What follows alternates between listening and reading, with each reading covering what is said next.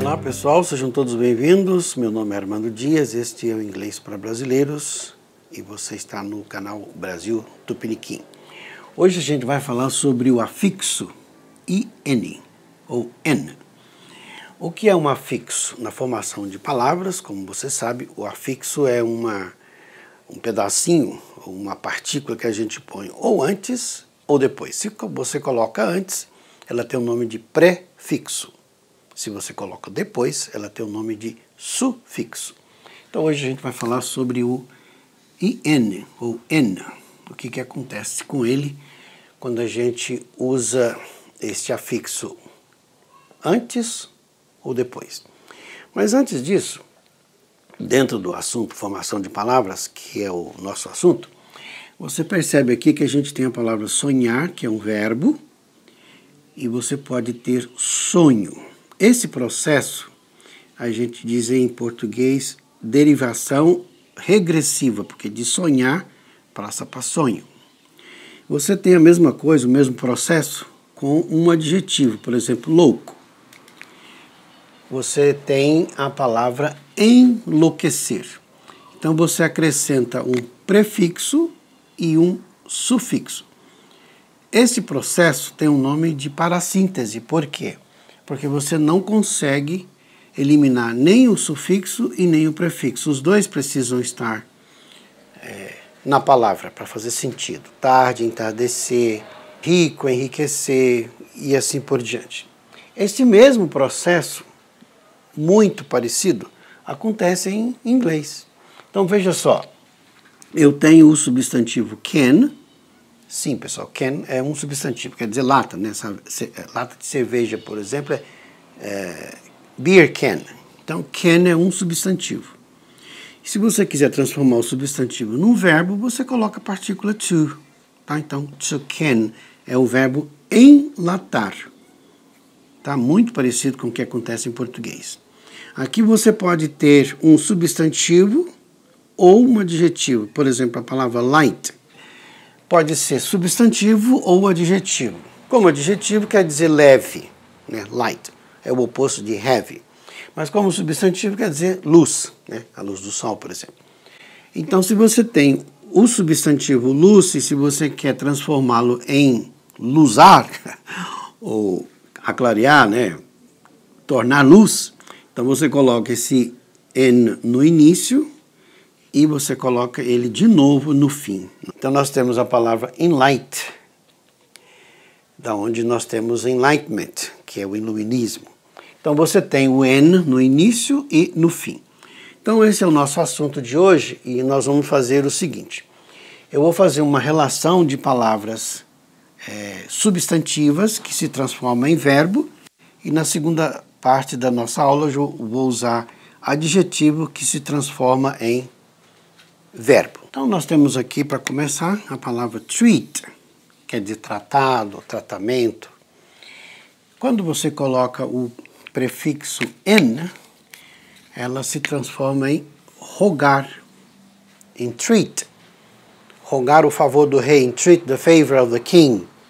Nós temos a palavra courage, que quer dizer coragem, e a palavra encorajar é to encourage, né? Encourage, animar alguém, né? Aqui a próxima palavra é joy, quer dizer regozijo, alegria, né? Enjoy quer dizer aprecie. Nas latas de Coca americana tem essa palavra, enjoy Coke, ou seja, alegria, né? Alegre-se. Enjoy, aproveite, né? Enjoy the party, aproveita a festa, enjoy the food, e assim por diante. Aqui nós temos a palavra strength, que quer dizer força. Fortalecer, strengthen. Strengthen the faith, fortalecer a fé, né? Strengthen the muscle, né? Eu vou para a academia para fortalecer os músculos, né? Strengthen the muscles. Nós temos a palavra roll, que quer dizer rolo. Por exemplo, aquele pãozinho francês e inglês é chamado de roll, né? Mas também quer dizer rolar, né? Roll the tape, né? Toca a fita. Mas quando você coloca enroll, significa matricular. I can't enroll now. Eu não consigo me fazer a matrícula agora. Eu também tenho uma palavra que eles usam muito ao invés disso aí, que é o sign up, né? Sign up. E aí, você já fez o seu registro, a sua assinatura, a sua inscrição? Sign up. Tail, pessoal. Tail quer dizer rabo, cauda. É um termo técnico que tem a ver com law, com lei, né?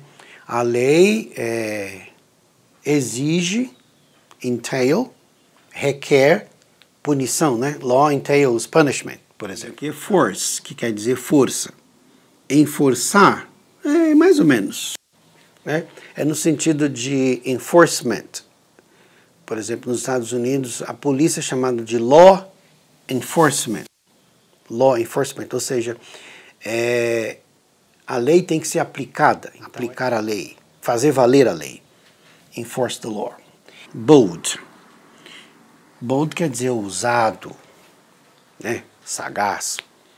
Embolden quer dizer ter coragem, né? Então, eu lembro quando eu tinha 16 anos, eu queria chegar perto de uma menina, mas não tinha coragem. Aí o irmão dela falou assim, vamos lá tomar uma birita. A gente foi tomar uma Coca-Cola com pinga. Então, aquilo embolden me. Então, energizado ou entusiasmado ou animado com o álcool, ele foi conversar com a menina. Emboldened by the drink, he went to talk to the girl. Mas eu nunca conversei com ela porque eu acabei ficando bêbado e eles tiveram que me levar para casa. Foi a única vez na minha vida que eu fiquei bêbado, graças a Deus. Depois nós temos aqui uma palavra muito interessante que é heart. Heart, coração. E eu coloquei dois afixos. Eu coloquei um de negação e esse que está lá, que é o normalmente que tem lá para transformar a palavra em verbo. Porque é muito comum você ver este verbo com esse prefixo de negação. Heart, animação. Hearten, animar. Mas é mais comum você usá-lo na negativa. Disheartened. Dishearten. Tem uma passagem bíblica muito interessante que quando Neemias termina de construir os muros da cidade, depois que eles voltaram do cativeiro, os inimigos, Sambalate, por exemplo, a Bíblia diz que eles ficaram muito desanimados, né? Quando ficaram sabendo que o muro estava sendo concluído. They were disheartened. They were disheartened. Desanimado. E aqui a nossa última palavra é act, que quer dizer agir, agir, ou ato. Mas como substantivo é ato. E o verbo enact quer dizer fazer valer uma lei. Enact the law. O adjetivo sweet quer dizer doce. Então, adoçar, adocicar, to sweeten. Lembrando, pessoal, que esses verbos são todos regulares, é só você acrescentar ed, tá? Curioso isso, né? Todos. Sweeten, sweetened. Thick quer dizer grosso.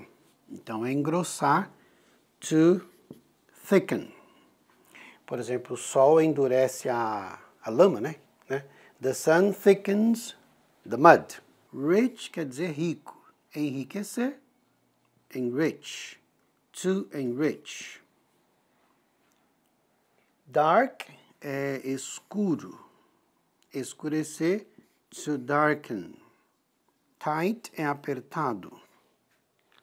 Um parafuso, por exemplo, está apertado. Então, tighten.